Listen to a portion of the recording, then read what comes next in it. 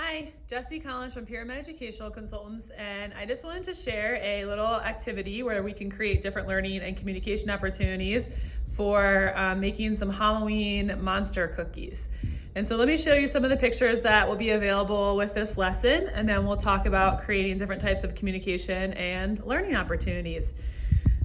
So in the pictures that are available on the website, there's cookie, eyes, icing, cookie sheet, dough, food coloring, cookie cutters, which I don't have any, but you could maybe use, the verbs spread and stir, and then oven, mitt, spoon, oven, plate, knife, and container, and then monster. So those are some of the pictures that are available with this particular activity.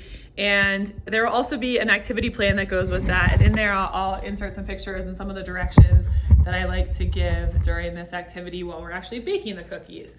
But at this point in time, I actually already baked the cookies. And now just want to talk about some different directions and things that you could have your student follow. So I like to use icing, these little eyes that are kind of in the cake section of the store are things that are really fun and that a lot of my students have really liked. And so especially during Halloween time when the monsters are kind of coming out, we could definitely be able to comment or talk about making a monster cookie. So they're actually out of sugar cookie mix, which is totally fine. So I made some chocolate chip cookies. Great to teach your kids some oven safety and even just simple directions like put on and stuff when they're putting the dough on. And you could definitely teach them to use the microwave, or I'm sorry, the oven, or you could just bake the cookies and then you could just work on the decorating part. One of the things that a lot of my kids like to do is to have different color icing. And so if you just buy some of the vanilla icing, then you could have your kids request a particular color of food coloring, and then they could be able to mix it in and make their kind of own icing. So if your student was in phase 1 of PECS, then you could just use the picture of the food coloring and just you would hold up the food coloring, and then when they're kind of reaching for it, that physical prompter would help them rip off this picture, hand it over, and then you could give them the food coloring and help them put some drops into their icing. If the student was in a phase where they could discriminate, okay, you could give them something like a preferred and just another picture, or for example, like cookie sheet and food coloring, or cookie sheet and container. And since they're doing the icing right now, you could just be looking for that discrimination of just the icing picture. If your student is using an I want sentence strip, so they're in phase 4, you could just break out the I want sentence starter for your students, okay? And this is really for any of the requests that we're doing.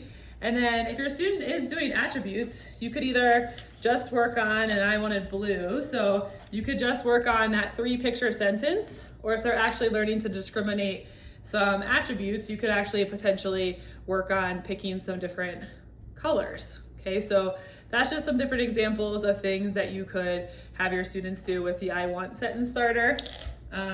And we'll talk about making a comment at the end. If your student is using a device, you would just want to program the vocabulary into their device. Okay, so for example, on here, you could have your student be able to say that I want, and maybe they want the cookie to be able to decorate, right? So you could use the device. You could use their PECS book. If the kid is talking, you can just get all of these requests vocally. So just encourage that vocally, or in any modality that they're potentially using. So these communication opportunities are not modality specific. Okay, so let's say your students requested the food coloring. Sometimes I will give a direction, like put 2 drops or 3 drops in. And then this is actually an example. We gave you guys the picture stir. You could give a single picture direction. So you could just say, do this, and show them if you're kind of working on some verbs.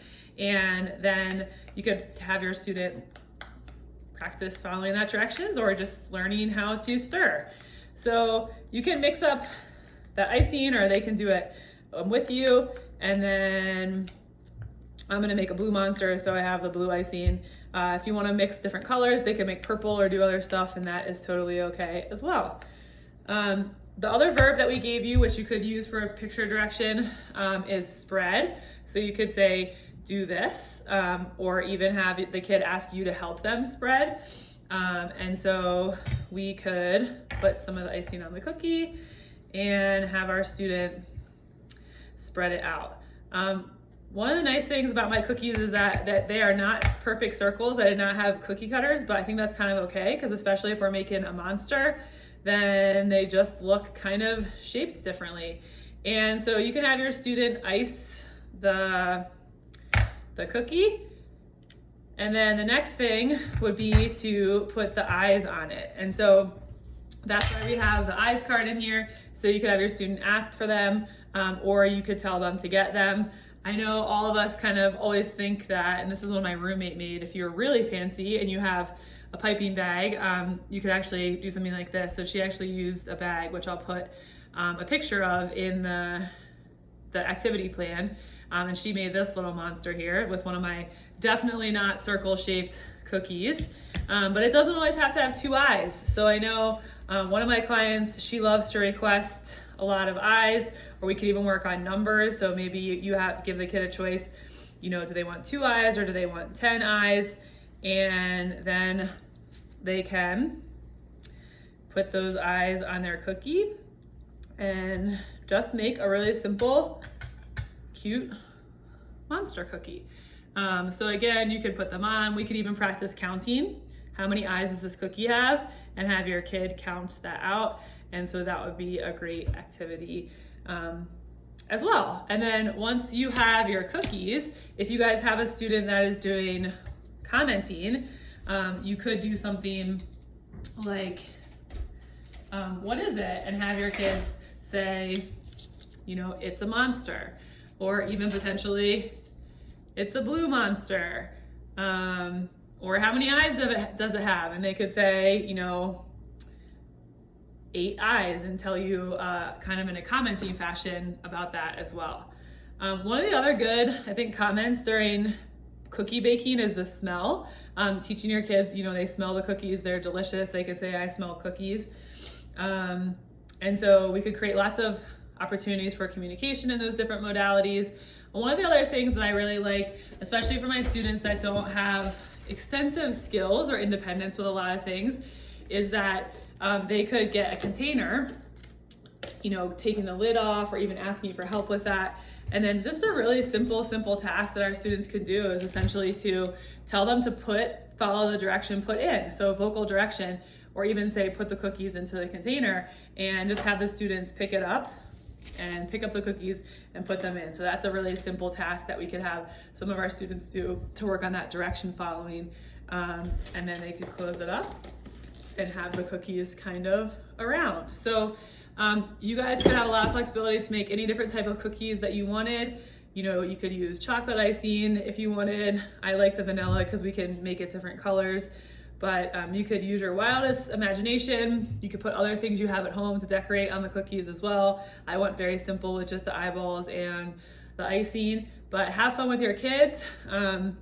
Create a lot of communication opportunities and learning opportunities, even when you're just doing a really fun, simple activity around the house. One other thing that I like to say is I know a lot of the families I work with are actually way better cooks than I am, and they might make cookies and stuff from scratch, but they do make kind of sugar cookie or cookie dough that's kind of pre-cut, and you can just kind of take it, and when you guys are baking the cookies, just really simple, put that out and have your students just practice, again, following that direction put on, and have them move the cookie dough onto the cookie sheet before they put it into the oven. So from the process of baking the cookies all the way through to decorating, and then even to cleaning up. So having our kids put this in the sink or into the dishwasher when we clean up, those are all things that we could do in a very simple activity like making some basic cookies.